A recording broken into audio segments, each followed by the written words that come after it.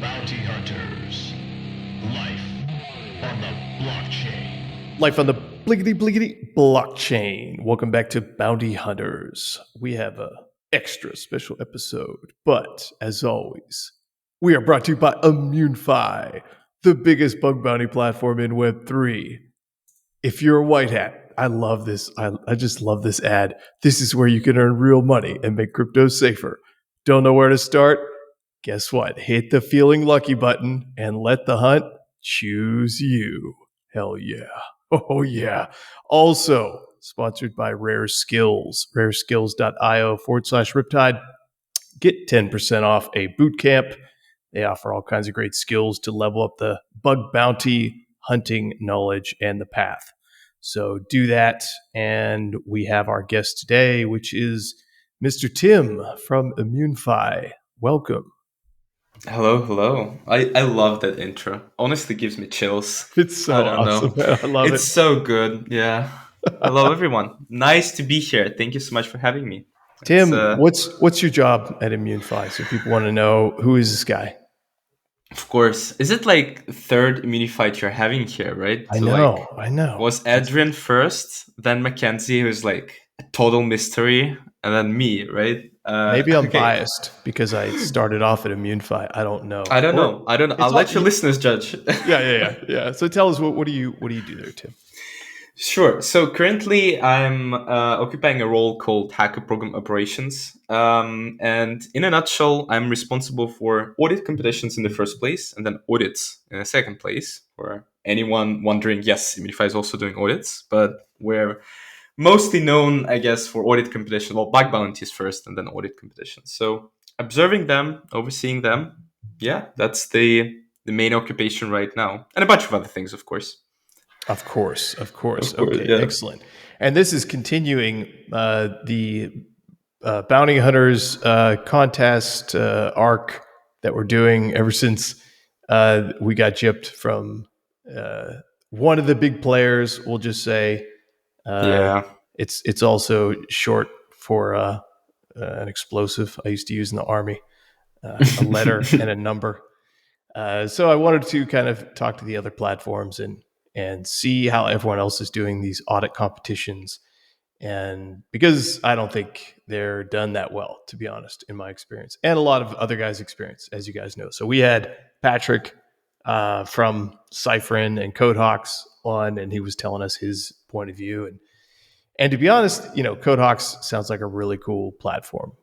It just doesn't sound like it's got any real traction yet. Like, I'm looking at Daily Warden. Shout out to Alex, who Shout out to Alex, indeed. creates all these Thank you, cool man. tools, man. So I see the platform that will not be named has one. Immunefi, you guys have 4 going on. Cantina with 1, Hack and Proof with 1, and Sherlock with 1. I don't know. This is not looking good for Codehawks. Can you remember like this exact number of competitions like distributed in this way? Like when this was last time ever? Like I usually like when I open Daily Warden, I see like Sherlock having 3, Hack in Heaven 10, whatever, with their dual defense model, Cantina of course, and then us somewhere in the back. But now tables turn. I mean, Yeah, this is good. the market is definitely crazy, I'd say, for audit competitions. I mean, it's definitely more challenging, right? It's all about like I guess what we're gonna talk about in the next hour is like the balance, right? The right mix of everything that makes an ideal audit competition. Is there even an ideal audit competition these days? I don't think so. I think so. Right. I mean, I have my ideals as a bug hunter. I would want to be incentivized enough to compete. And I want to make sure that I'm going to be rewarded if I find something meaningful, not if I find crap. Without I just escalation worse, right? Yeah. Without Who escalation wants to worse. wait? Who wants to deal Yeah. with all that bullshit? That's Of the ideal course, comp. Of course. Like in my opinion, I agree with you. Like ideal comp, I honestly, if I'm sharing a bit of a history here, our first competition, which if I'm not mistaken, what was this was with Zeroland. Yeah, the big one. Yeah, the big one was with Zero Land. And those guys, they were just like, hey, let's do like a big competition, and we're just happy to pay out everything. And we're like, yeah, are you going to have like this budget or that budget? They're like 200K, and we don't care. We just want security. We want our code to be reviewed. And this was probably, in my opinion, this was probably the best competition That is back in there awesome. that we did. Yeah, and I honestly wish if we can have more than that, because unfortunately, mm, some clients, and I guess this is, this is not common for only Immunefi, but for everyone who's doing competitions these days, is that everyone is trying to play it safe, right? Everyone is trying to cut their costs. And this results in conditionals. This results in, only criticals to be found, which I really hate, to be honest. I don't think that model is ideal Why for not? the community. Yeah. Why not? Why isn't that ideal? Um, in my opinion, at least this is how I perceive audit competitions from my seat, is that audit competitions are a great spot for newcomers. Like if you are trying to get into Web3 bug hunting, it's much, much simpler to find something in an audit competition and get paid rather than in a bug bounty. At least this was a rule at Immunefi. This is like my personal point of view. Because you have insights, you have those low severity bugs, which are much simpler to find. You're allowed to make mistakes, aka duplicate payouts, which is also great. That thing you will not get in bug bounties. And when projects go like, well, we only care about criticals, I fully understand it from project side of view. Of course you do. Then, what else do you want to know except for, drainage of funds? But then you still have to like look at the whole spectrum of security, in my opinion. You still have like to support, even support the community. I know it's strange to say that, but I think all those small guys who are starting to bug hunt and they only found like a low and medium at the beginning, maybe in your second competition they'll be the ones who'll find that devastating crit just knowing your code base. I don't know. Am I being too far from the reality here? I guess that's my ideal point of view, right? Yeah, I try to look at it from both sides. Like if I'm Of course. the hunter and the project, I don't think there should be charity. I think Of that course. if I'm a project and I say I only want highs and crits, and I've heard this from many projects when I do security reviews, I think that's the impactful thing they worry about. If they only Yep. want to pay for that, fine, stay it up front. Those are the rules, great. And if Immunefi wants to help new guys, keep that pipeline going, then Immunefi say, hey, look, we'll chip in $5,000 for a low info pot. Okay, cool. Yeah. For Now we have a example, better yeah. solution. But I think the client shouldn't subsidize guys that aren't going to submit anything meaningful. Of course, 100%, 100%. But let's talk. I mean, let's talk about conditionals, right? So, if basically conditionals is the thing that we're talking here about, like the clients chipping out the low and mediums and everything that's not important, and then giving priority to high and criticals. Like, I think you remember the whole war going on in X a few months ago about conditionals, right? Where everyone was like, competitions are dead because of conditional pools. Like Yep. that was everywhere, and it actually helped us a bit to change the narrative towards flat reward pools, which I'm a big fan of, to be honest. I think that a flat reward pool is the best option for everyone, because in any case the ROI is higher for you if you're a project and there are a few crits found. That's definitely better than a BBP, 100%. And ROI for the community is also great. You know that amount will be paid out 100% and incentivizes everyone to hunt. Like if I wish for a perfect market, I guess, flat rewards everywhere. Everyone knows there are guarantees and they're hunting. I know, I know. I'm an optimist. Yeah, No, they're good. I think the flat pool is the best. I think everyone agrees on that. I think conditionals could be good, except they've ruined it through greed. Because if you have a conditional yeah, in theory on paper, okay, $100,000, $1 million, it's going to open up if you hit a high or crit. And these guys will find one, and then they do those backroom dealings to just yeah, push it down any way they can, and they screw you, and they have more power than you, so they just say, okay, we'll just keep quiet, and the guys will just move on, and the Twitter news cycle continues. Yeah, I think they could be good, man. Conditionals could be really incentivizing for people if you knew they were going to play it fair. Like, I'm not against conditionals, only if they're played fair, they could work. Yeah, 100%, 100%. I mean, it's all boils down to, basically judging an escalation, where it's like, how much power does that, backroom discussions have over the actual validity of the bug, right? Because we are we were in these situations a few times. Like, I think at this point of time, I can definitely talk about this. One good case. Well, Spectra. We can talk about Spectra case, which is like a whole different thing, and like what shouldn't be done in an audit competition. I think I You probably recall heard that about one. that. Yeah, can you Yeah. put it out there? It used to be AP Wine, right? The guys that rebranded. I think so, yeah. And then they became Spectra Finance. So basically, yeah, those guys joined us for an audit competition with a flat pool.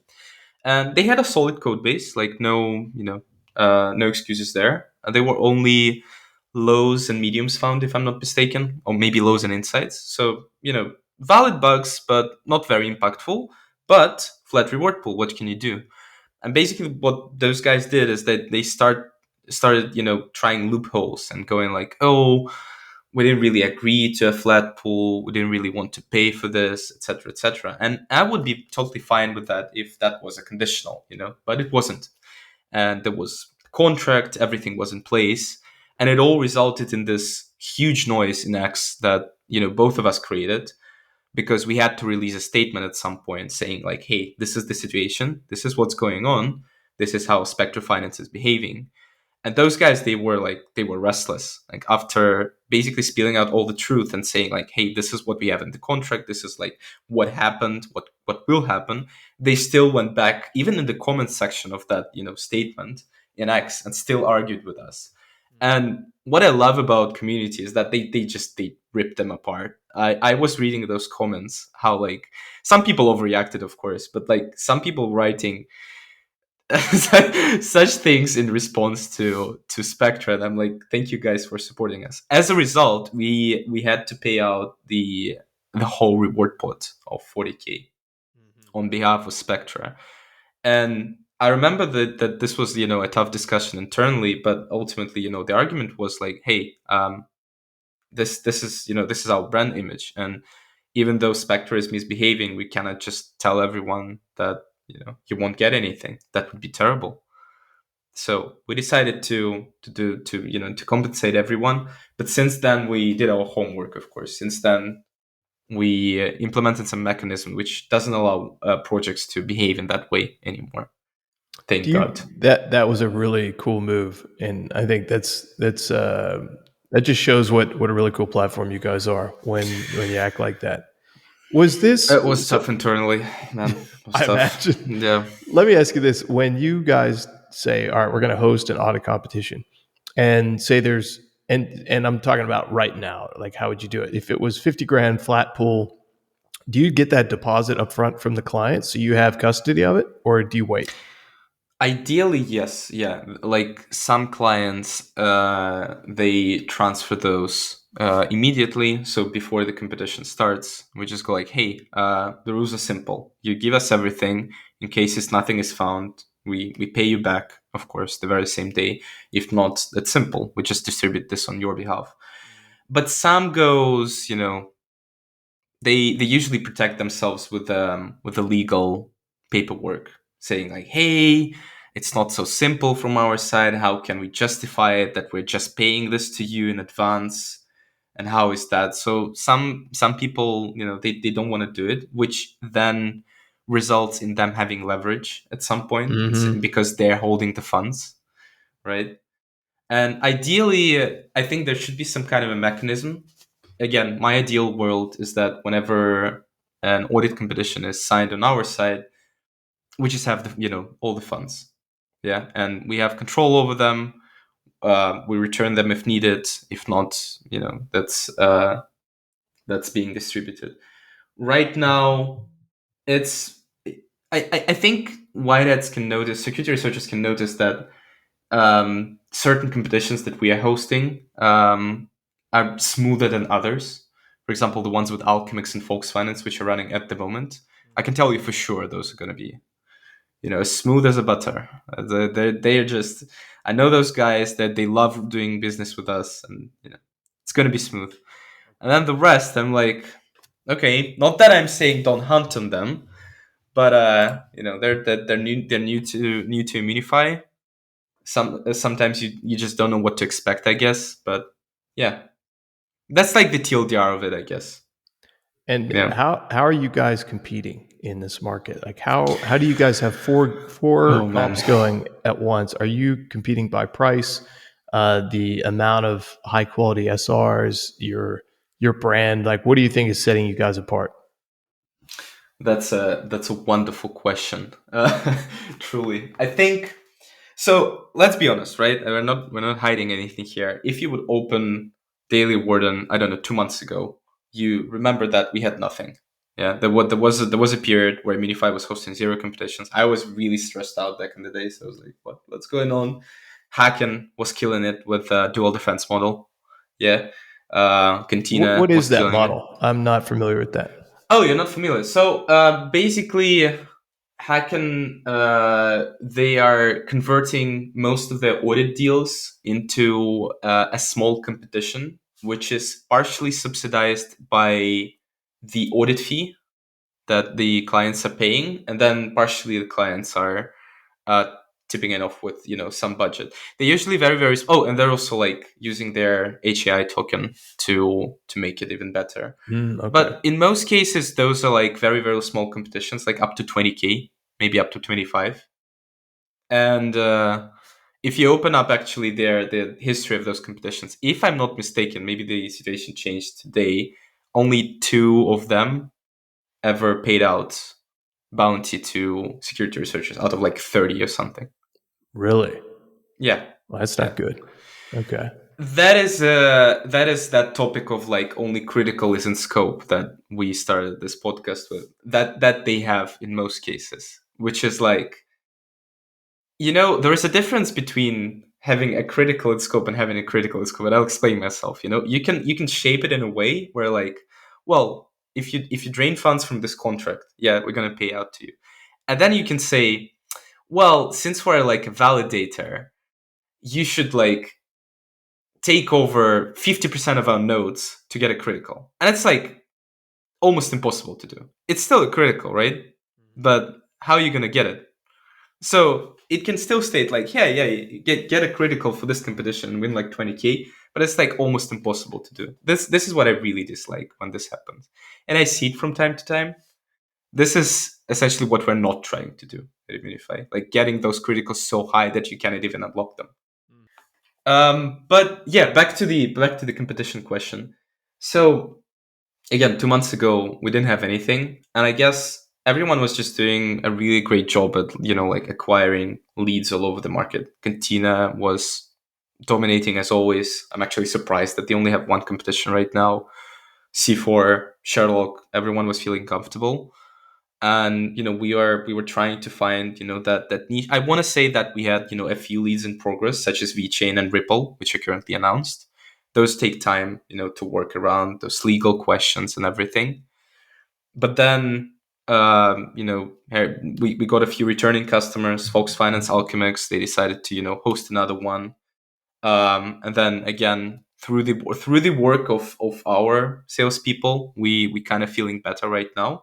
But to be honest, if you like ask me directly, like, why do you think you have 4 and everyone has like 1 these days? That's a great question. I'm surprised that everyone has 1. That's I don't know. I don't even know if it's a good or a bad signal for the market. That Maybe it's everyone has just one. What do you think? I mean, you guys, Yeah. maybe the stars aligned. I don't know if there's nothing pointing to it Maybe the stars exactly. aligned. Yeah, maybe the stars aligned. I want to say that all this. You probably noticed that most of these projects, they're cross hosting competitions from time to time. Like Ethereum was doing an attackathon with us, then with Cantina, like a bunch of our projects they were doing like with us, then again with other providers. So they're like popping here and there, right? So the Alchemix was doing with Cantina, I think, then went to us. So it's just, maybe it's stars align. Maybe it's just, market is favoring us, which is great. Do we have more in our pockets? Yeah, we do. Actually, that is planned. But for now, yeah, I mean, it's great to have daily word in front of our eyes these days. I'll be honest. I'm looking at it in the You guys should mornings. sponsor them. You guys should sponsor them, just so Alex can't be unbiased. Just get a big Immunefi banner I up there. think we're doing something with that. I'll be honest. We had a banner there at some point. I think we had it. Well, let me ask I you don't know this where it too. is right now. I want to ask you Yep. about the hot topic of contests. Let's do it. Is the backroom dealing? The self judging. Yeah. This is an issue that's sometimes talked about behind closed doors, but it goes on because you could fake Yeah. KYC, get your partner to KYC, you're judging, all kinds of shady shit goes down. How do you guys deal with those topics? Like, what policies do you have in place? Have you uncovered bad behavior before? How do you handle it? Give us the details. 100%. So, for further context, we're also we're doing KYC, of course, on Immunefi, right? On some competitions, they are required, and thank God, most of the clients, they say like, yeah, let's do it, because yeah, I'm gonna talk about this. I'm just gonna talk about, I guess, one funny case that gonna represent what's happening, especially during the KYC process. So I'm also, my team and myself, we're also the ones reviewing those applications, right? We're also judging, like, okay, we have an external provider that helps us, and then we're also doing like a final check on the guy, being like, okay, yeah, you pass, you don't, you need to provide something else. This is just And we for have, admitting the guy into the competition. that is post, actually. On our platform, KYC is done post submission and evaluation period. So like, you got all your submissions, you submitted everything, you got them confirmed or closed, and then we basically go through those who have confirmed reports, and we send them the KYC link, and we go like, yeah, if you want to get the payout, you knew that you had to do KYC, so there you go, just do it now, and you'll be eligible for the payment. The reason actually why we're doing this after is that we don't have a system in place to kind of project who's going to participate. So we have the participants, and then we KYC them. So for context, so back to the story. We had a guy who we found out he had a duplicate account. So our system checked that he had two accounts participating in a competition. I won't name the names, of course, or the competition. And our system, the duplicate detection system, also for everyone who's listening, is 99.9% solid proof. So when and if we're banning someone for a duplicate account, 99.9% that we are correct. Now, there may be false positives, they're very, very rare. So we found out that this guy has duplicate accounts. And both of those accounts were eligible for a payout. So he found like two valid submissions here and there. And we KYC him and we tell him, hey, dude, we know that is your second account. We know that, you cannot pass with it. So we'll just ban that entity, and you'll only get payments for this one. And he goes, oh, that's not my second account. That's my friend. And I'm go like, okay, can you ask that friend to submit a KYC?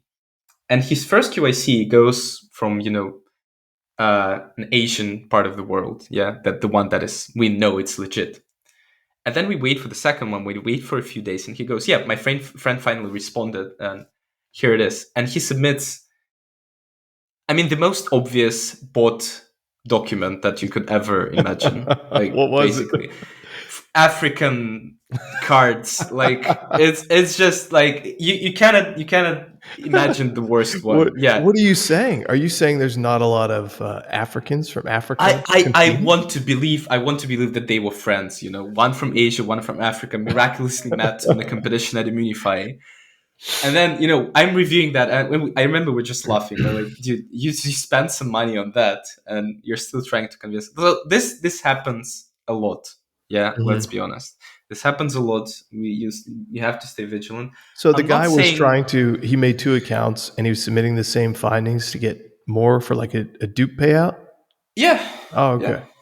Yeah. Okay. So even though the system is Sybil resistant, I know for a fact that people do that. Like, for a fact. What about the judging? Where are the stories of the sneaky judges? You said you outsource this too. Give us some details No. on The that. judging is fully internal. Okay. The judging is fully internal. I'm proud of that. So we don't have any type of shady people coming in house and like recommending us to open that report or close that one. All of our judges are full-time employees of Immunefi. They are employed for quite some time, and they do all the evaluations and all the reviews. Of course, this still results, in mediations, in escalations. I'm not saying that we're always correct, but the key there is that, first of all, I guess the community is a bit more comfortable with the fact that we're doing the judging and not someone else, and they don't have to battle like someone from the community that they know who is judging their report. That is, I guess, that is much simpler. Is it anonymous? I know Codehawks was saying that they have anonymous everything. Do you guys do that? Anonymous in terms of what? Like in terms of who are you talking with? You don't from know. Immunefi? You don't know who the SR is when the judge is judging you. You don't know who either we party do. is. I think you We do do, we see anonymous you. or not. No, we see you. We see the whitehead. We Why? know who Why is is that. that? I like the anonymous thing. Like, why would you identify? Why do you think the anonymous thing is better? Let me ask you because this. if the judge has an axe to grind with whoever, maybe they're a shit poster, and they're like, you know what? Screw this guy for no reason. Who knows? There's always some sort of bias that could creep in.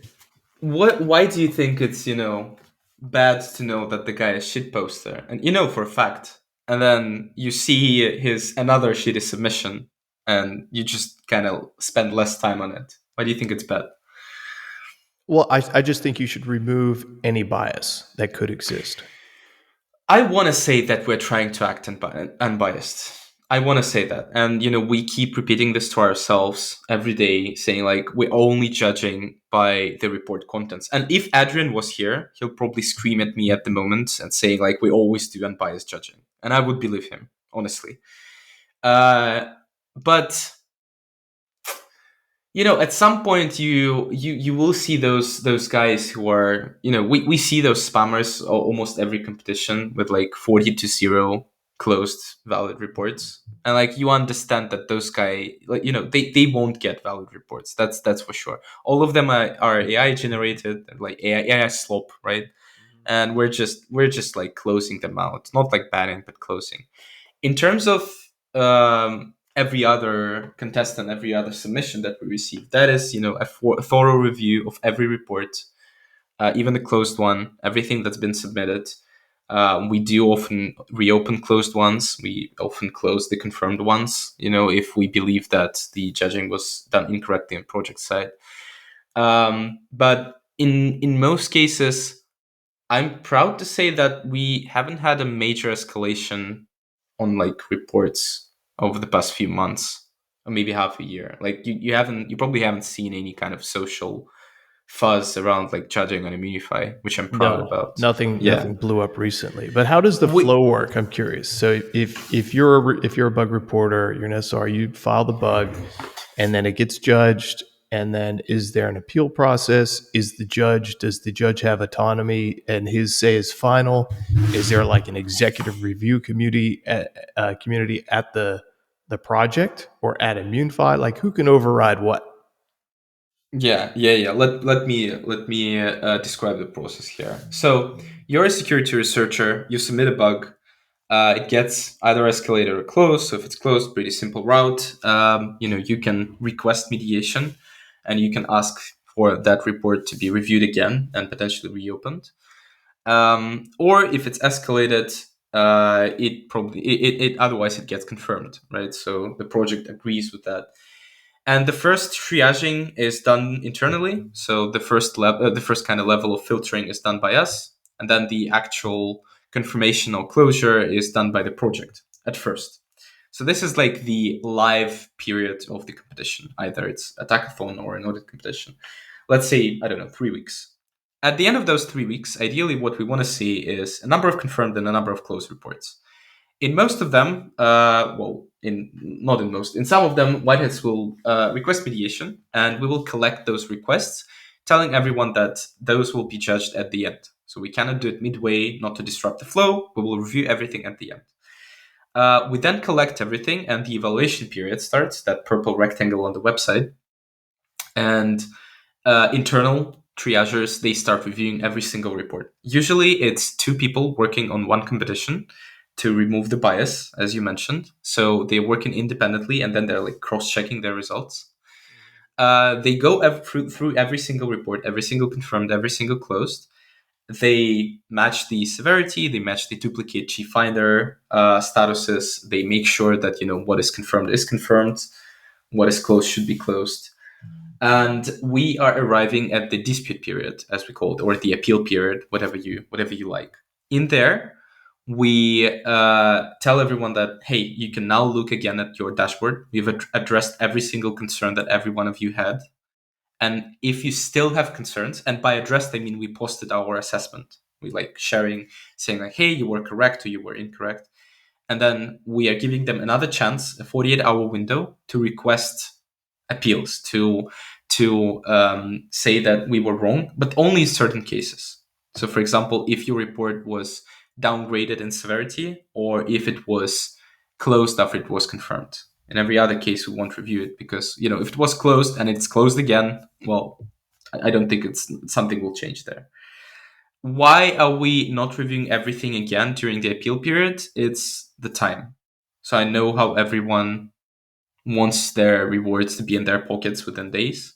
We're trying. I had a dream of running an evaluation of a competition within a week.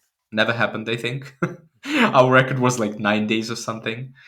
But yeah, to save time, I don't want to say ignoring, but we're not doing certain reviews.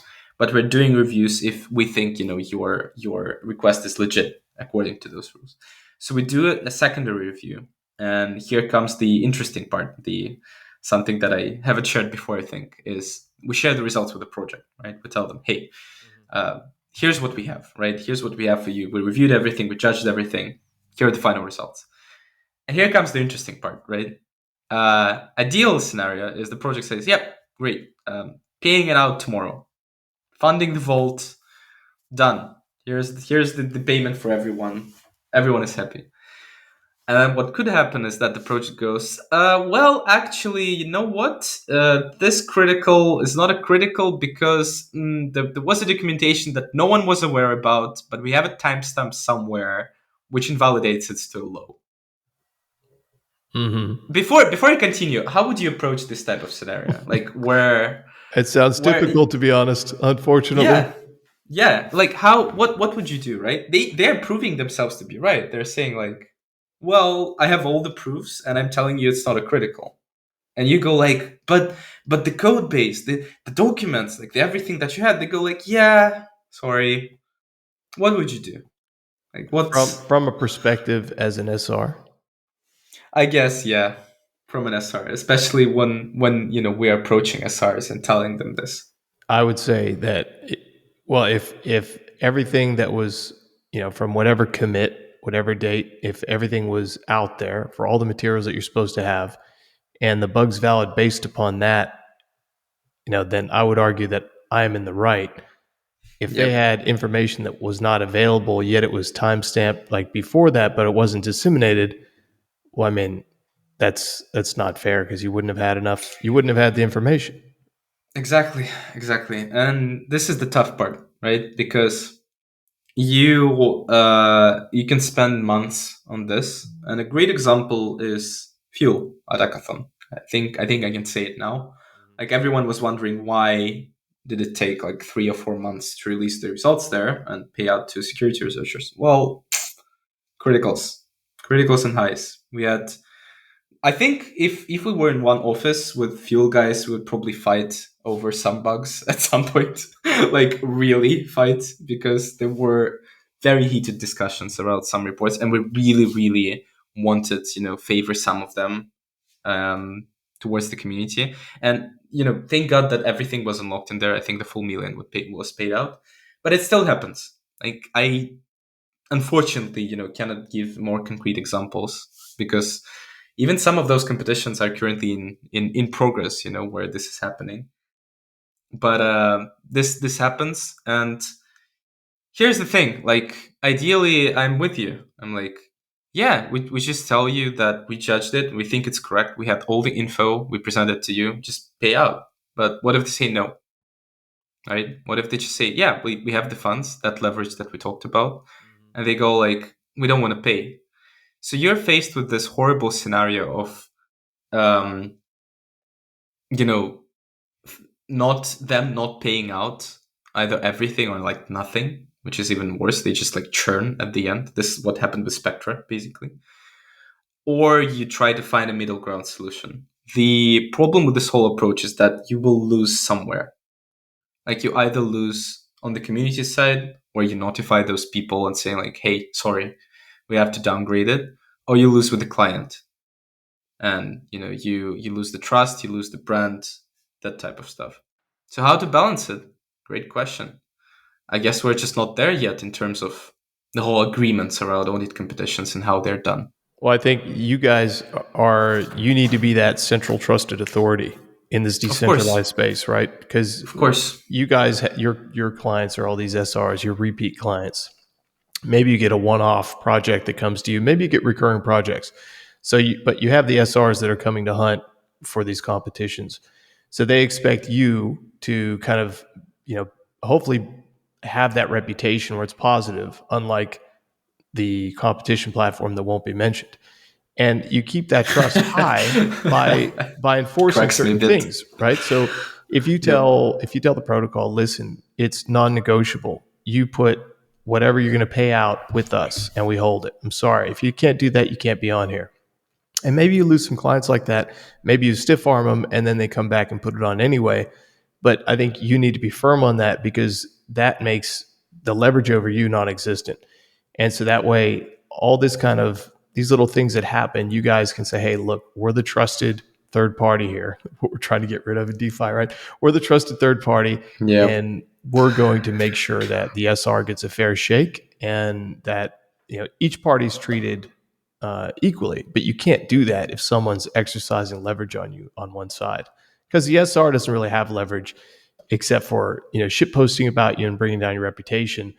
Other than that, the CT news cycle moves on, and it's like, oh well, you got fucked. Next time. What I love about crypto, and especially all the shit posting that happens, is that it's very easily forgotten. Like, you see that storm happening with whatever is the report, whatever happened, and then a few weeks later, it's calm. Like, someone remembers, yeah, sure, there was an escalation, but then again, back to the normal stream. Yep. I do agree with you, Riptide. I do agree with you. Unfortunately, there are people, or fortunately, as Immunefi, who will disagree with you on this, and in terms of losing or not losing a client. But this is the internal escalations that also happen. In terms of, I guess I want to share some insights here in terms of like how an SR can approach these type of scenarios from an SR seat, right? How to make sure that you are not like fully protected from this type of scenario, but even if you are in it, you understand why this has happened. Like, first of all, I want to say that we have a certain layer of security researchers who always participate in our competitions, and they're always, it's not that they understand the situation, but they are very thoughtful about each and every of their reports. Like, even if they submit something which projects invalidates immediately, or they start arguing, they don't get into the heated conversation immediately. They don't try to escalate it. They don't try to like argue with them or like shit on them, that type of thing. Most of them reach out to us to ask us to handle those conversations, because usually this is what is better for everyone. Mm-hmm. And I highly recommend to everyone who feels that during a competition at Immunefi you feel like you're being misjudged or not heard, or especially misjudged, always reach out to us, because we have experience with it and we are here to protect you. I always told that we're here to protect you, to make your day better, and we will help you with that report or with that submission.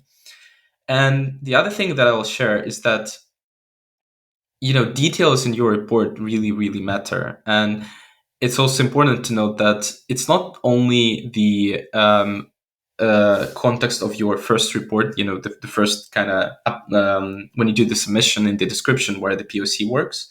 you can still submit more information in the future when the competition is running, or when we're still doing the evaluation. You can still continue to submit working POCs or valuable details for us to judge on that and to make an argument against the project if an escalation happens. So we're fully prepared in case you feel like your report is very edgy and you feel yourself, because I think most of the whiteheads do understand that when they submit that edgy critical, they do understand that it is edgy.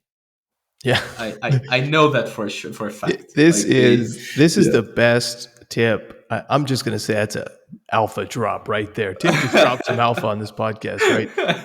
All right. This is the best thing, because I'm a big fan of the whole art of negotiations and everything. And sometimes I'm good, sometimes I'm not. And, in real life and on blockchain.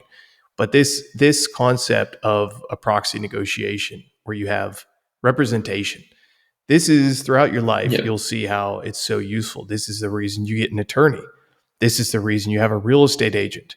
This is the reason you get a mediator or a representative or anything. And so because when you take it off that person, you have the third party argue, it's always so much easier. And it's also easier psychologically, right? Absolutely. Like you're no longer doing it yourself. You're no longer letting emotions in. You're basically telling an unbiased party to handle your emotions, to handle your negotiation. Absolutely. Which is we're doing, and it is free, right? Everyone knows that you can request mediation at any point of time in any report. You won't be charged for it or anything like that. It's part of the process.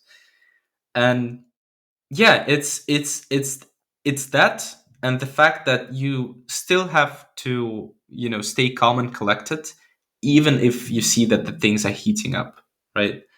Even if you see that we're not very successful with our arguments or the project is a bit stubborn, don't let your intrusive thoughts in, because some whiteheads do that. They later apologize. They go like, sorry, I went over the line.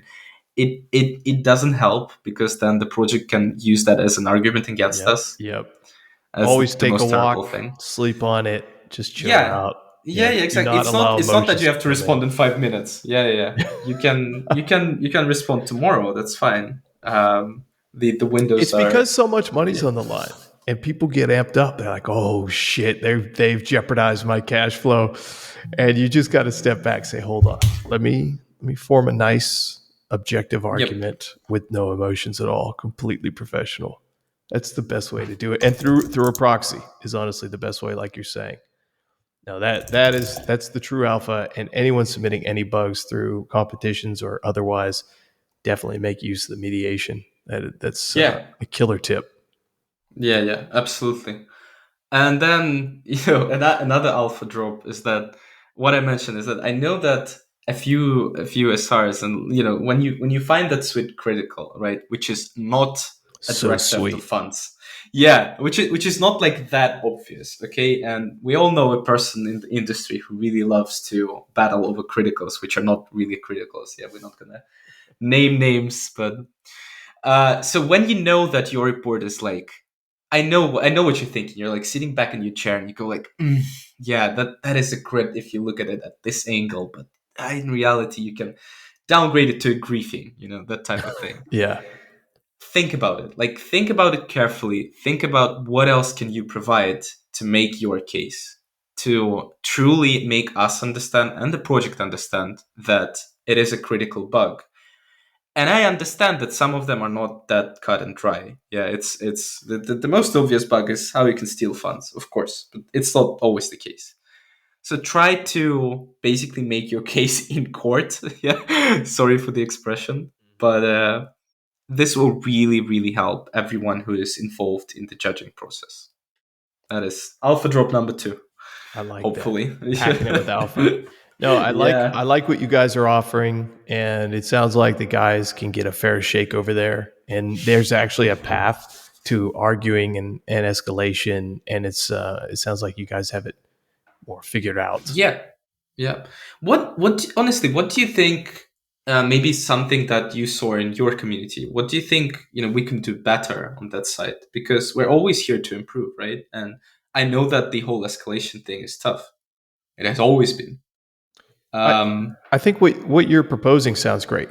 You should have just give the it's like a courtroom, right? Give each side a say and just treat it fairly.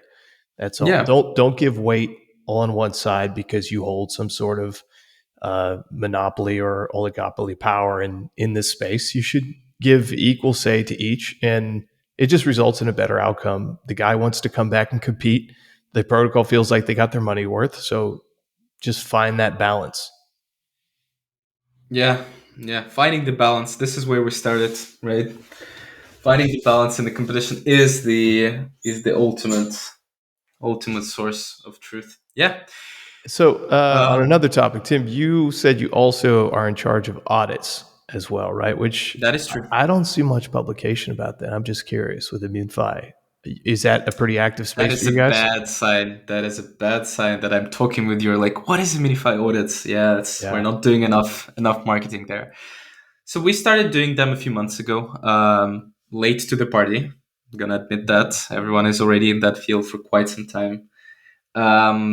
We are doing it a bit differently. So instead of making, contracts with SRs and kind of tying them by their hands, saying that they can only do this with us, we gathered, a cohort of people, basically best of the best all stars. If you heard about them, those are like our best SRs, and we told them like, hey, yeah, you can.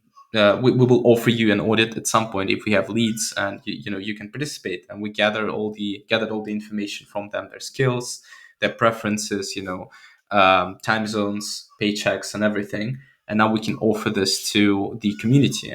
And this is also a strong selling point in terms of we're not offering you auditors, we're offering you white hats in the first place, who have a very non-standard way of thinking and finding bugs. And yeah, since then we're trying to squeeze ourselves in the audit market, which is actually very much packed rather than an audit competitions market. Yeah, we have some dominating players, right? Zelex, Peerbit, some small boutique firms which are also like very dominant in their fields, occupying like the whole languages, for example. And yeah, then we have us trying to find our niche too. Like we're still on the way, I guess. It's tougher than I've expected, but yeah, if any project is listening, we're here. Yeah, I think Immunefi is the number one in this space. To be honest, I'm so biased, but I think you guys You are, dude. You are. obviously, I am. No, I think you guys are doing great. I also like what CodeHawk is doing. I gotta relook at Sherlock. I haven't looked at Hack and Proof, their competitions at all. Yep. But I'd like to talk to those guys as well. Give everyone a fair shout out. But Tim, sounds like you got a baby in the background. Don't want to keep you, but hey, thank you for coming on the pod today. It's been great, and we will see you guys next time on the blockchain. Thank you so much for having me here, Riptide. This was amazing. Thank you, man. Thanks.